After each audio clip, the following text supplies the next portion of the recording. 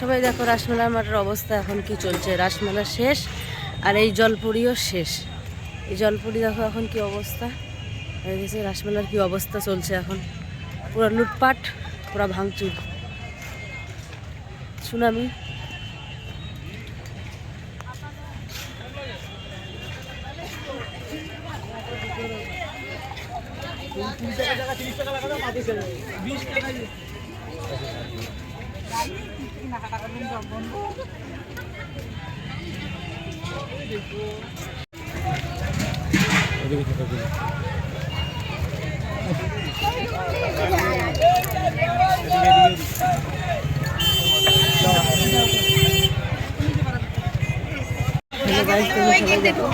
কিছুদিন আগে এই মেলাটার অবস্থাটা এখন